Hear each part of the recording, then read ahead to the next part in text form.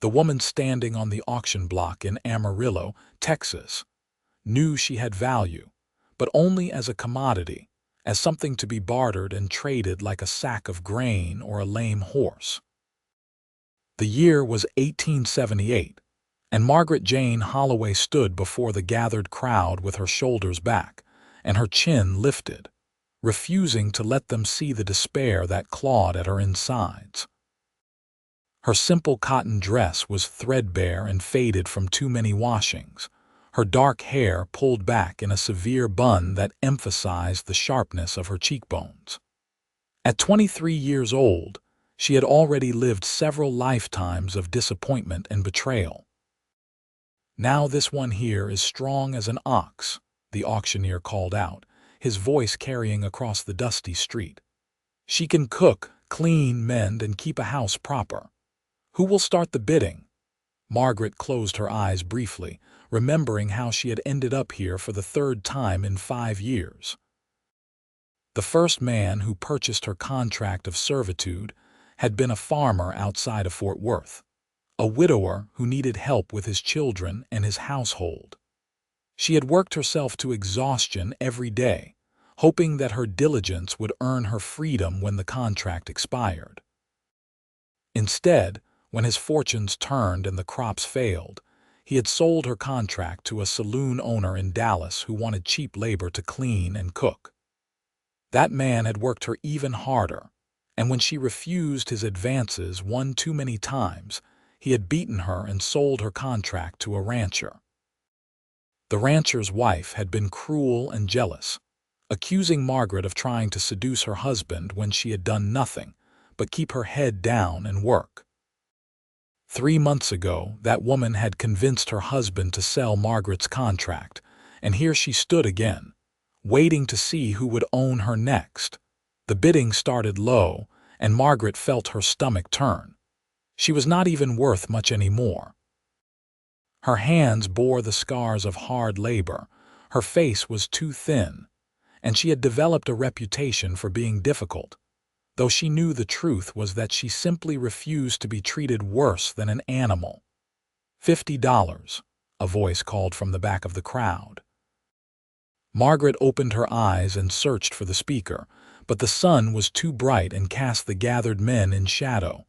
The auctioneer looked disappointed but continued the bidding. "Do I hear 60? Silence stretched across the crowd. Margaret felt her heart sink lower. $50 was barely anything. Whoever bid that amount would expect to get their money's worth and more. "Sold to the gentleman in the back for $50, the auctioneer finally announced with a sigh. Margaret stepped down from the platform on shaking legs, her future once again in the hands of a stranger. The crowd parted, and she finally saw the man who had purchased her contract. He was unlike anyone she had ever seen in Amarillo or anywhere else in Texas. He stood at least 6 feet 4 inches tall, with shoulders so broad they seemed to block out the sun. His hair was dark brown and fell past his shoulders, tied back with a leather cord. His face was weathered and tanned from years spent outdoors, with a strong jaw covered in several days' worth of stubble. But it was his eyes that caught her attention. They were a startling shade of blue-green, like the color of a mountain lake, and they regarded her with an intensity that made her breath catch. He wore buckskin clothing that had seen better days, and his boots were made of thick leather that looked hand-stitched. A hunting knife hung from his belt, and he carried himself with the confidence of a man who knew how to survive in the wild. His arms, visible beneath the rolled-up sleeves of his buckskin shirt, were corded with muscle that spoke of years of hard physical labor. "Name is Elijah Olson," he said, his voice a deep rumble that seemed to come from somewhere deep in his chest. "I have a cabin up in the Palo Duro Canyon. It is a 3-day ride from here. Can you ride?" Margaret swallowed hard and nodded. "I can manage, sir." "Do not call me sir," he said, his expression unreadable. "Elijah will do." He turned and walked toward where 2 horses were tied to a hitching post, One was a massive bay gelding that looked as wild and untamed as its owner. The other was a smaller dun mare that eyed Margaret with what looked like suspicion. Elijah handed the auctioneer his money, signed the papers that transferred Margaret's contract of servitude to him, and then motioned for her to mount the mare. Margaret had ridden before on the farm, though it had been years.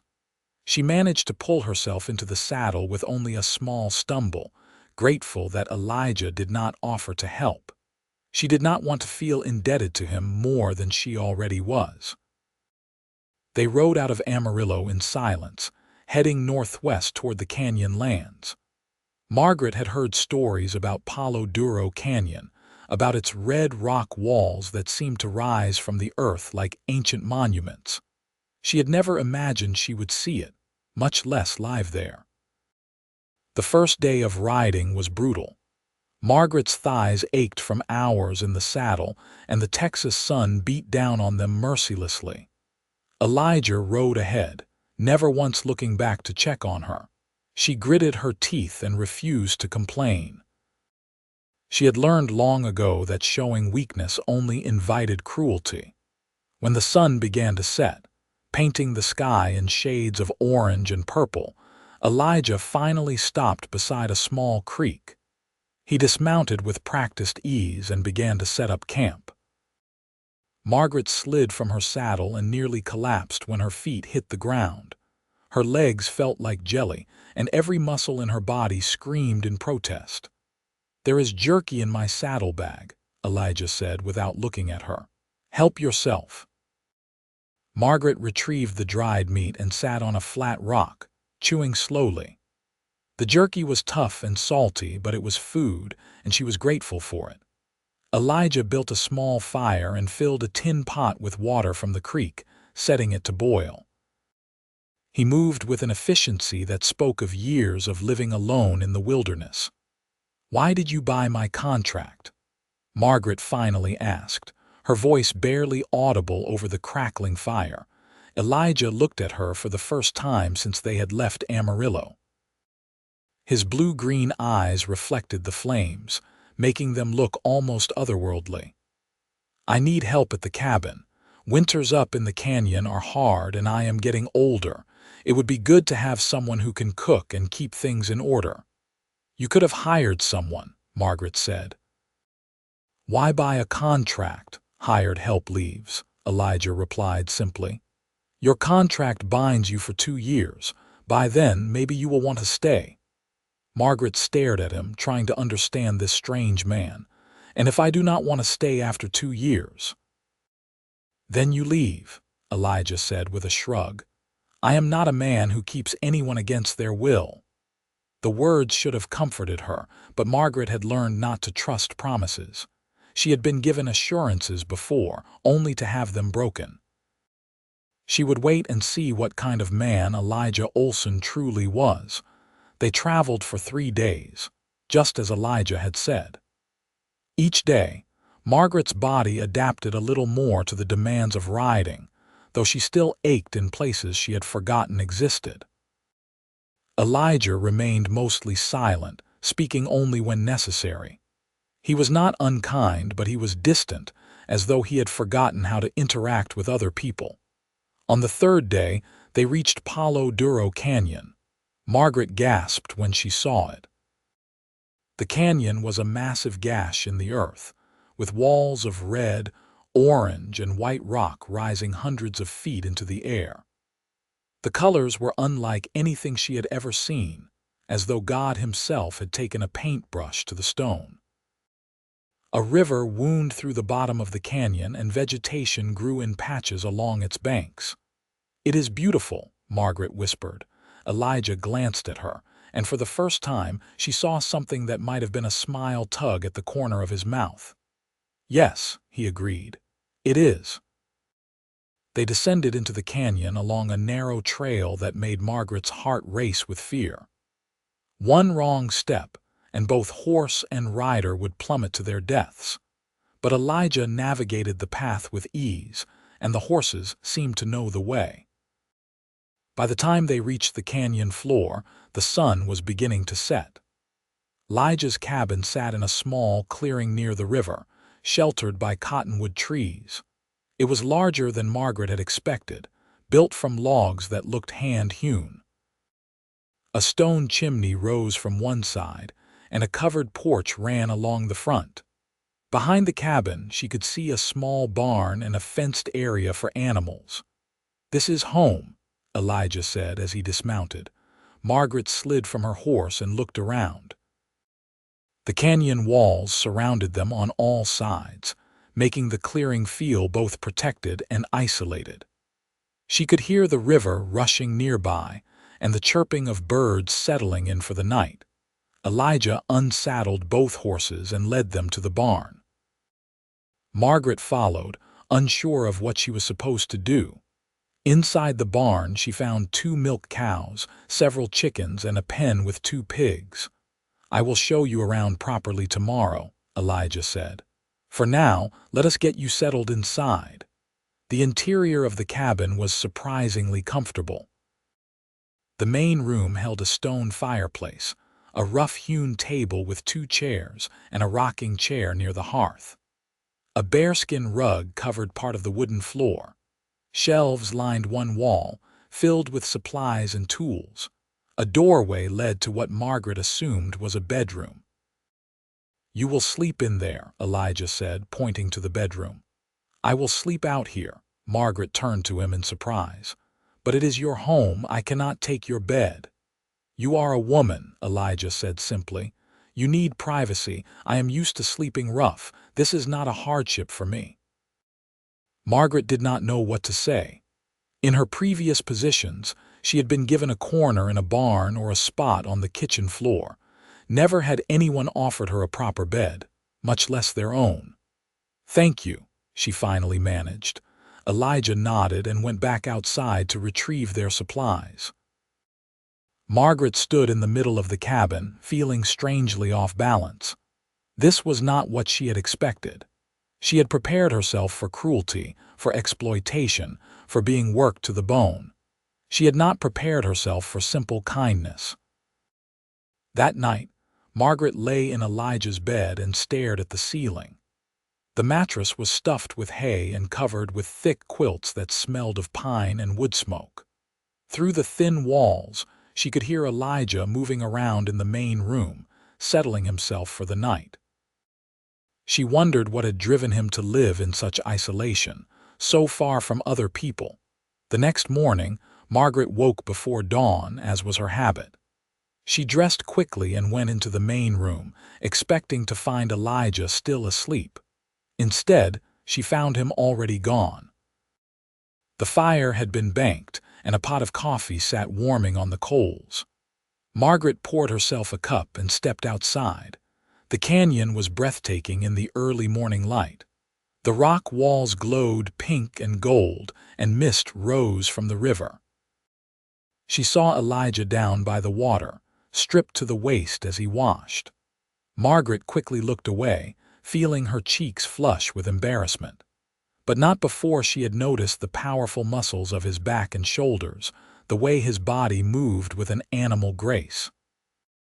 She went to the barn and fed the animals, grateful to have something to occupy her hands and mind. When she returned to the cabin, Elijah was there, fully dressed and cooking breakfast over the fire. "I can do that," Margaret said quickly. "I know you can," Elijah replied. "But today you will watch, so you know how I like things done." They ate in silence, a simple meal of fried cornmeal and bacon. Afterward, Elijah showed her around the property. He had a vegetable garden that needed weeding, supplies that needed organizing, and animals that needed tending. He explained that he trapped and hunted for furs, which he took to Amarillo 3 times a year to sell. "I am not here to be your wife," Margaret said suddenly, the words bursting out before she could stop them. Elijah turned to her, his blue-green eyes sharp. "I know that. I bought your contract for help, not companionship. You will work, and in return you will have food, shelter, and safety. Nothing more is expected of you." Margaret felt herself relax slightly. "I have learned not to trust men's words." "Then trust my actions," Elijah said simply. "I am a man of few words, but I do not lie." Over the following weeks, Margaret settled into a routine. She woke before dawn, fed the animals, gathered eggs, and prepared breakfast. While Elijah went out to check his trap lines, she tended the garden, mended clothes, and prepared meals. In the evenings, they ate together in comfortable silence, and then Elijah would sit by the fire, working on repairing traps or sharpening his knives, while Margaret sewed or prepared supplies for the next day. It was a simple life, but it was peaceful. For the first time in years, Margaret felt the constant knot of fear in her stomach begin to loosen. Elijah was true to his word. He did not mistreat her, did not make demands beyond the work that needed to be done, and he never once attempted to touch her inappropriately. Slowly, they began to talk more. Margaret learned that Elijah had come to Texas from Montana, where he had been a fur trapper in the Rocky Mountains. He had lost his family to sickness when he was young and had spent most of his life alone in the wilderness. "Why did you leave Montana?" Margaret asked one evening as they sat on the porch, watching the stars emerge in the darkening sky. "Too many people," Elijah said. "The mountains were getting crowded with prospectors and settlers. I wanted solitude, so I came south. Found this canyon and knew it was where I was meant to be." "Are you never lonely?" Margaret asked softly. Elijah was quiet for a long moment. "Yes," he finally admitted, "but loneliness is better than the pain of losing people you love." Margaret understood that sentiment more than she cared to admit. She had lost her parents to cholera when she was 15, and her younger brother had died 2 years later from consumption. With no family and no money, she had been forced to sell herself into servitude just to survive. Each time she had been traded, a piece of her heart had hardened, until she had convinced herself that she was better off alone. But here, in this canyon, with this strange, silent man, something was beginning to thaw inside her. As summer turned to fall, the days grew shorter and the nights cooler. Margaret found herself looking forward to the evenings when she and Elijah would sit together, not talking much, but simply existing in each other's company. She noticed small things about him. The way his eyes crinkled at the corners when he was amused, though he rarely smiled. The gentleness with which he handled the animals. The way he always made sure she had enough to eat, even if it meant he went without. One day, while Elijah was out checking his traps, a group of 3 men rode into the clearing. Margaret was hanging laundry when she saw them, and her blood ran cold. She recognized the type. Rough men, dangerous men, the kind who saw a woman alone as easy prey. "Well, well," the leader said, dismounting with a leer. "What do we have here?" "Where is your man, sweetheart? He will be back soon," Margaret said, forcing steel into her voice. "You should leave." "Now that is not very hospitable," the man said, stepping closer. His companions laughed. "We have been riding for days. Surely you can spare some food and water." "Take what you need from the well and go," Margaret said, taking a step back toward the cabin. If she could get inside, she could bar the door and get to Elijah's rifle, but the man was faster than she expected. He grabbed her arm, his fingers digging into her flesh painfully. "I think we will take more than water." Margaret screamed and fought, kicking and clawing. She heard fabric tear as the man tried to drag her toward the cabin. His companions were laughing, egging him on. Terror flooded through her, the same terror she had felt so many times before, when she had been powerless and at the mercy of cruel men. Then, suddenly, the man holding her made a strange choking sound and released her. Margaret stumbled back and saw an arrow protruding from his shoulder. His companions spun around, reaching for their guns, but Elijah was already there, moving with a speed that belied his size. He had his knife in one hand and his rifle in the other. The man with the arrow in his shoulder had fallen to his knees, screaming in pain. Elijah pointed the rifle at the other two men, his face carved from stone. "Get on your horses and ride," he said, his voice deadly quiet. "Take your friend with you. If I ever see any of you near my property again, I will kill you." The men did not argue. They hauled their injured companion onto his horse and rode off as fast as their mounts could carry them.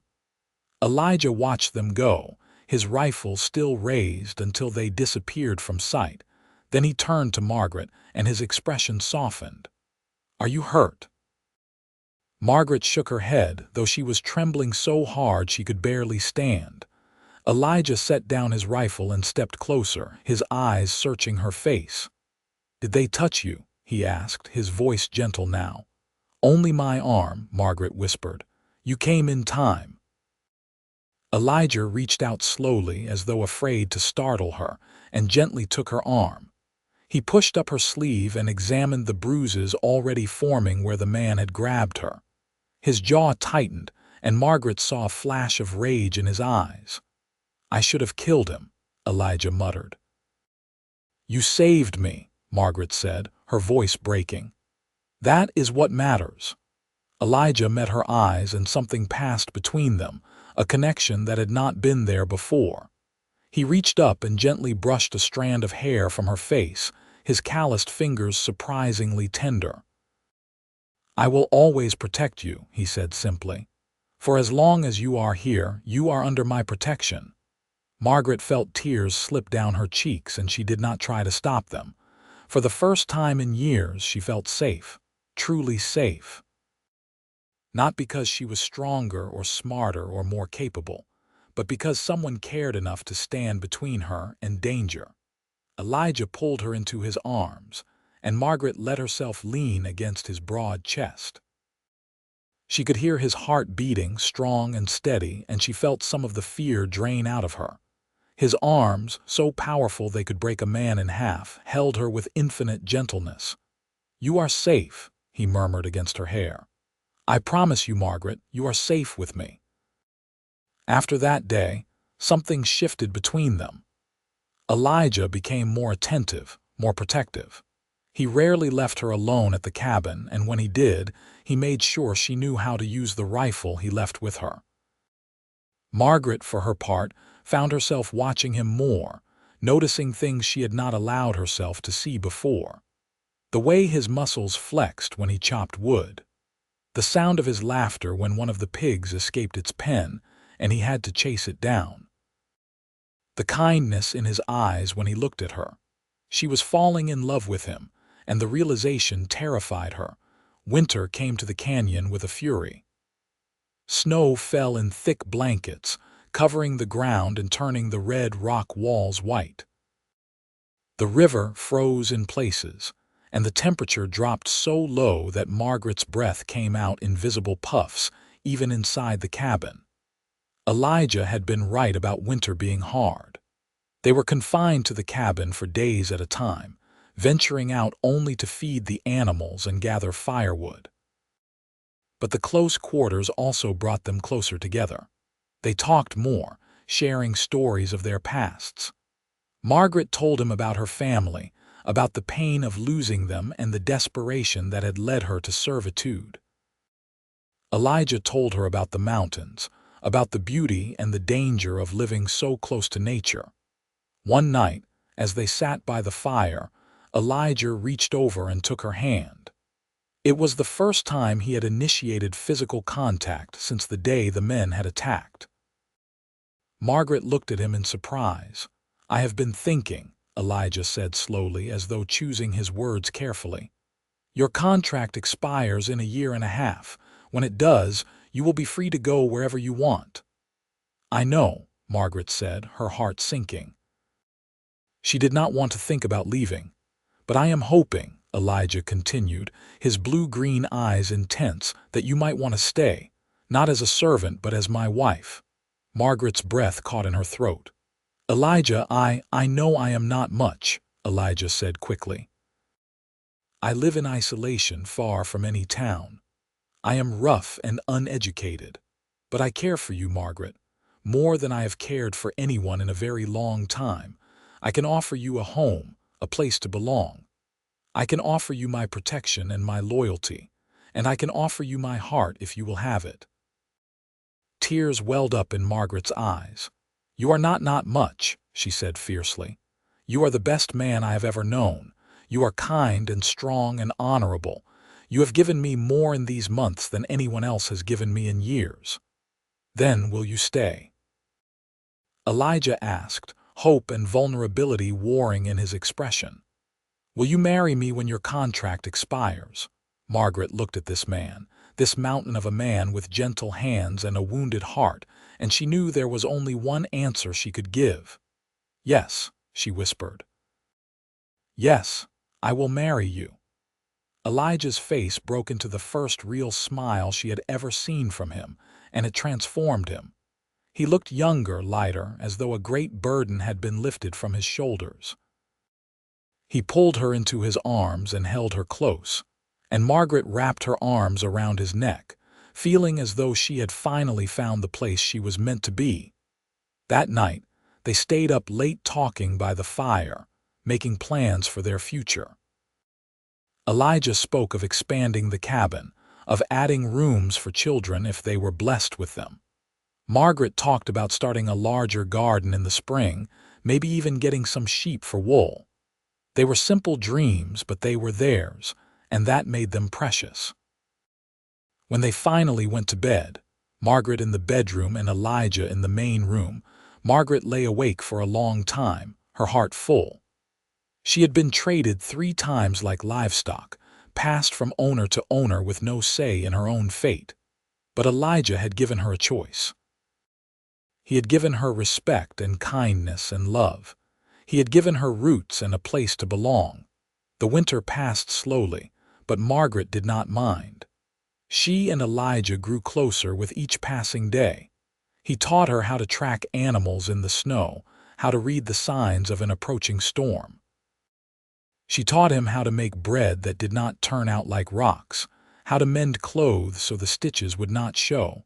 On particularly cold nights, Elijah would build up the fire and they would sit close together, sharing warmth. He began to sleep with his bedroll near the hearth, and sometimes Margaret would wake in the night and hear him moving around, stoking the fire to keep her warm. Spring arrived late in the canyon, but when it came, it was glorious. Wildflowers bloomed in impossible colors, and the river swelled with snowmelt. Birds returned, filling the air with song. Margaret and Elijah worked together to prepare the garden, and Margaret marveled at how much stronger she had become over the winter. One evening in early May, as the sun set behind the canyon walls, Elijah took Margaret's hand and led her down to the river. The water rushed past, cold and clear, and the air smelled of sage and wildflowers. Your contract expires tomorrow, Elijah said quietly. Margaret nodded. She had been counting the days, not out of eagerness to be free, but because each day that passed brought her closer to becoming Elijah's wife. I do not have much to offer you, Elijah continued. No fancy ring, no preacher to perform a proper ceremony. But I want to marry you now here with the canyon as our witness. Margaret's eyes filled with tears. I do not need fancy things, Elijah. I just need you. Elijah pulled a small leather pouch from his pocket and opened it, revealing a simple gold band. It was my mother's, he said. The only thing I have left of her. I would be honored if you would wear it. Oh, Elijah, Margaret breathed. It is beautiful. Elijah took her left hand and slid the ring onto her finger. It fit perfectly, as though it had been made for her. Then he took both of her hands in his and looked into her eyes. I, Elijah Olson, take you, Margaret Jane Holloway, to be my wife. I promise to protect you, to provide for you, and to love you for as long as I draw breath. I promise to be faithful and true, and to make you happy if it is within my power. Margaret's voice shook as she spoke her own vows. I, Margaret Jane Holloway, take you, Elijah Olson, to be my husband. I promise to stand by your side, to build a home with you, and to love you with all my heart. You have given me a place to belong, and I will spend the rest of my life showing you how grateful I am. Elijah cupped her face in his large hands and leaned down, pressing his lips to hers in a kiss that was gentle and sweet and full of promise. Margaret kissed him back, pouring all of her love and gratitude into that single moment. When they finally pulled apart, both were smiling, and the last rays of sunlight painted the canyon walls gold. That night, Margaret moved her few belongings from the bedroom to the main room, and she and Elijah shared his bed for the first time as husband and wife. He was tender with her, careful and patient, and Margaret finally understood what it meant to be cherished. In the months that followed, their love grew deeper. They worked side by side, building their life together in the canyon. Elijah taught Margaret how to shoot straight, how to dress a deer, how to read the stars. Margaret taught Elijah how to braid his long hair so it would not get in his way, how to appreciate the small joys in life, how to laugh again.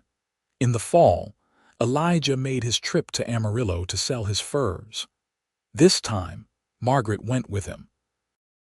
As they rode through the town where she had once stood on an auction block, she held her head high.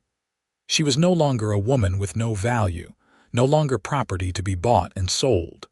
She was Elijah Olson's wife, and she belonged to no one but herself. They used some of the money from the furs to buy supplies, and Elijah surprised Margaret by purchasing fabric for new dresses and a set of hair combs she had admired in the general store. As they rode back to the canyon, Margaret wore one of the combs in her hair, and she caught Elijah looking at her with such love in his eyes that it made her breath catch. That winter, Margaret discovered she was with child. She told Elijah on a snowy evening in December, and she would never forget the look of joy and wonder on his face. He placed his large, calloused hand on her still flat belly and promised their child that he would be the best father he could be. Boy or girl, it does not matter, Elijah said softly. I will love this child with everything I have. What if it is a boy? Margaret asked, smiling. What should we name him? That is for you to decide, Elijah said. I am no good with names. Then if it is a boy, we will name him James, after my father, Margaret said. And if it is a girl, we will name her Sarah, after your mother. Elijah pulled her close and kissed the top of her head. You honor our families, he said quietly. Thank you. The winter was hard, but Elijah was even more protective of Margaret now that she was carrying their child. He would not let her lift anything heavy or go out in the cold. He made sure she ate well and rested often. Margaret sometimes protested that she was not fragile, but she secretly loved how much he cared. Their son was born on a warm day in late June, with only Elijah there to help. It was a difficult birth, and there were moments when Elijah feared he would lose both Margaret and the baby. But Margaret was strong, and she fought through the pain with determination. When James finally arrived, red-faced and wailing, Elijah wept with relief and joy. He is perfect, Elijah said, cradling the tiny baby in his massive hands. You did so well, my love. You are so strong. Margaret was exhausted, but she smiled up at her husband. Let me see him. Elijah carefully placed the baby in her arms, and Margaret looked down at her son's face, overwhelmed with love. He had dark hair like Elijah and Margaret's brown eyes. His tiny fists waved in the air, and he made soft, mewling sounds that made Margaret's heart ache with tenderness. Welcome to the world, James, she whispered. You are so loved. In the years that followed, 2 more children joined their family. A daughter named Sarah arrived 2 years after James, with blonde hair and her father's blue-green eyes. Then another son, whom they named William after Elijah's father, came 3 years later. The cabin was expanded to accommodate the growing family, and the canyon was filled with the sounds of children's laughter. Elijah proved to be an excellent father. He was patient and kind, teaching his children how to ride and hunt and respect the land. He told them stories of the mountains and the wilderness, and he instilled in them a love of nature. Margaret watched her husband with their children and fell in love with him more deeply every day.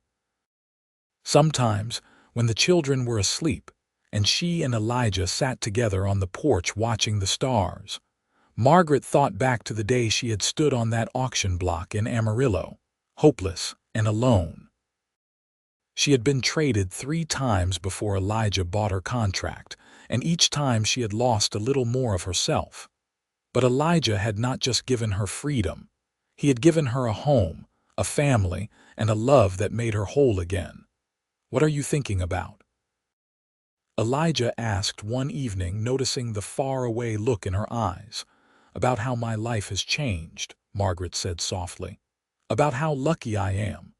Elijah took her hand and brought it to his lips, kissing her fingers gently. "I am the lucky one," he said. "You took a broken man and gave him a reason to live again. You gave me a family and a purpose. You are my heart, Margaret." "And you are mine," Margaret replied, leaning her head on his shoulder. As the years passed, the Olson family thrived in their canyon home. James grew into a strong, responsible young man who helped his father with the trapping and hunting. Sarah was gentle and kind, with a talent for healing that made her invaluable when anyone was sick or injured. William was adventurous and full of mischief, constantly getting into trouble and making everyone laugh. When Margaret was 40 years old and Elijah 43, they sat on their porch one evening and watched their grown children. James was teaching William how to sharpen a knife properly. Sarah was tending the garden, humming a song Margaret had taught her years ago. The sun was setting behind the canyon walls, painting everything in shades of gold and crimson. "We built something good here," Elijah said quietly.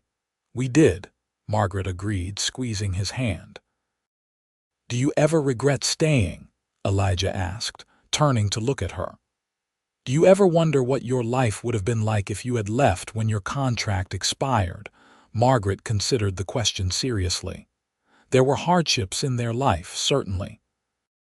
Winters were still brutal, and isolation meant they could not easily get help if something went wrong. But when she looked at her husband, at their children, at the home they had built together in this beautiful, wild place, she knew there was only one answer. "Not for a single moment," she said firmly. "This is where I belong, with you, with our family. You gave me roots, Elijah, when I had been drifting for so long. You gave me a place to call home." Elijah's eyes softened and he pulled her close. "You gave me the same," he said. "I was alone in this canyon, existing but not really living. You taught me how to live again, how to love again." They sat together in comfortable silence, watching as the stars began to emerge in the darkening sky. Margaret thought about all the women who were still trapped in servitude, who were being bought and sold and traded like she had been. Her heart ached for them, for the hopelessness she knew they felt. She wished she could tell them that there was hope, that somewhere out there they might find their own Elijah, their own chance at happiness. But she also knew that not every story had a happy ending. She had been fortunate beyond measure to have found a good man, an honorable man who treated her with respect and love. Many women were not so lucky. "What are you thinking now?" Elijah asked, reading the shadow that had crossed her face. "About the other women," Margaret admitted. "The ones who are still in servitude, still being traded and sold. I wish there was something I could do for them." Elijah was quiet for a moment, then said, "Perhaps when the children are older and do not need us as much, we could speak out. We could tell our story, let people know that the system is wrong. It might not change everything, but it could help." Margaret looked at her husband with renewed love. Even after all these years, he still found ways to surprise her, to show her the depths of his compassion. "I would like that," she said softly. As the years continued to pass, the Olson children grew and eventually started families of their own. James married a woman from Amarillo and brought her to live near the canyon. Sarah married a doctor who had come to Texas from the east and settled in a nearby town. William, true to his adventurous nature, became a scout for the army but always came home to visit his parents. Margaret and Elijah grew older together, their hair turning gray, their bodies moving a bit slower. But their love never faded. If anything, it grew stronger with each passing year. They had weathered storms and hardships, celebrated joys and triumphs, and through it all, they had stood side by side. On their 30th wedding anniversary, a celebration that only they acknowledged since their marriage had been unofficial, Elijah surprised Margaret with a trip to the top of the canyon. It was a difficult climb, especially at their age, but he insisted. When they reached the top and looked out over the vast expanse of land spreading in all directions, Margaret understood why. "I wanted to show you how far we have come," Elijah said, his arm around her waist. "When I first brought you here, you were broken and afraid. Look at you now. You are strong, confident, loved. You have children and grandchildren. You have built a legacy." "We built a legacy," Margaret corrected gently. "Together." Elijah smiled and kissed her forehead. "Together," he agreed. They stood there for a long time, watching the sun set over the Texas landscape. Margaret thought about the young woman she had been, standing on that auction block with no hope and no future. She thought about all the pain and fear she had endured, all the times she had been passed from one owner to another like she was nothing more than an animal. But she also thought about the moment Elijah had bid $50 for her contract, the moment her life had changed forever. She thought about the kindness he had shown her from the very beginning, the respect and protection he had offered. She thought about falling in love with him, about building a life and a family in this canyon. She thought about the joy of holding her babies for the first time, of watching them grow, of becoming a grandmother. Her life had not been easy, but it had been full. Full of love, full of purpose, full of belonging. Elijah had given her all of that. He had taken a woman who had been traded like livestock and made her feel valuable, cherished, essential. He had given her roots that ran deep, anchoring her to this place and to him. "I love you," Margaret said, looking up at her husband. "Thank you for giving me a home." "I love you too," Elijah replied, his blue-green eyes still as captivating as they had been the first day she saw them. "Thank you for making my house a home." They made their way back down the canyon as the stars emerged, holding hands and moving carefully in the darkness. When they reached their cabin, warm light spilled from the windows, and they could see their grandchildren playing inside under James's watchful eye. The children had come to visit for the anniversary celebration, and the cabin was full of noise and laughter. Margaret and Elijah paused outside for a moment, just watching through the window. This was their legacy, Margaret realized. Not just the children and grandchildren, but the love and stability they had created. In a world that had tried to break her, she had found a man who had helped her heal. Together, they had built something beautiful and lasting. "Ready to go in?" Elijah asked. "Ready," Margaret said with a smile. They walked into the cabin together, greeted by the excited shouts of their grandchildren and the warm embraces of their children. The evening was filled with food and stories and laughter. Margaret sat in her rocking chair by the fire, surrounded by the people she loved most in the world, and felt a deep sense of peace. This was what she had been searching for all those years ago, even when she had not known it. Not just freedom from servitude, but a place to belong. Not just survival, but a life worth living. Elijah had given her all of that and more. He had taken a woman who had been traded 3 times and made her feel priceless. He had given her roots in the wild canyon, and those roots had grown into a family tree that would extend for generations. As the evening wore on and the grandchildren were put to bed, Margaret and Elijah finally had a moment alone. They sat together by the dying fire, holding hands as they had done countless times over the years. "You remember the first day I brought you here?" Elijah asked softly. "I remember," Margaret said. "I was terrified of you. I thought you would be cruel like the others. And now?" "Now I cannot imagine my life without you," Margaret said simply. "You are my home, Elijah. Not the cabin, not the canyon, but you. Wherever you are, that is where I belong." Elijah brought her hand to his lips and kissed it tenderly. "You are my home too," he said. "My heart's home." They sat in comfortable silence, watching the last embers of the fire glow red and orange. Outside, the canyon was dark and quiet, the stars bright overhead. Inside, their family slept peacefully, safe and loved. Margaret thought about how different her life could have been. If a different man had bid on her contract that day in Amarillo, she might have ended up dead or broken beyond repair. But fate, or providence, or simple luck had brought Elijah into her life at exactly the right moment. He had been the answer to prayers she had not even known how to pray. "What are you smiling about?" Elijah asked, noticing the expression on her face. "Just thinking about how blessed I am," Margaret said. "About how blessed we are." "Blessed indeed," Elijah agreed, pulling her closer.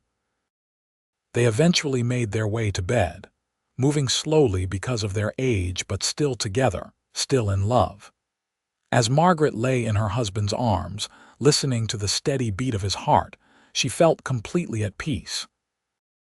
Her journey had been long and painful, but it had led her here, to this man, to this life.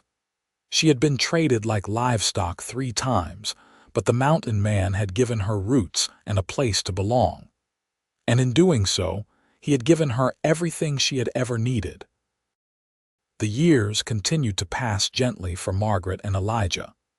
Their children and grandchildren visited often, keeping the canyon home filled with life and love. Margaret's hair turned completely white, and Elijah's powerful frame became a bit more stooped with age, but they remained devoted to each other until the very end. When Elijah was 70 years old, he passed away peacefully in his sleep, with Margaret holding his hand. She grieved deeply for her husband, for the man who had saved her and loved her and given her a life beyond her wildest dreams. But she also felt grateful for the decades they had shared, for every moment they had spent together. Margaret lived for another 5 years after Elijah's death, surrounded by her family. She spent her days tending the garden, playing with her great-grandchildren, and telling stories about the mountain man who had changed her life.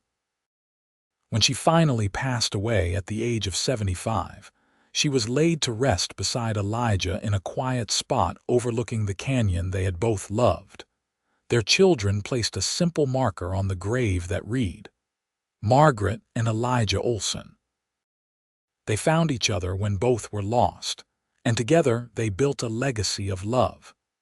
The Olson family continued to thrive for generations, always remembering the story of how their family began. The story of a woman who had been traded like livestock 3 times, and the mountain man who had given her roots and a place to belong. It was a story of hope and healing, of love conquering pain, of 2 broken souls finding each other and becoming whole. And in the canyon where they had lived and loved and raised their family, wildflowers continued to bloom every spring, as though the land itself remembered their story and celebrated the love that had flourished there.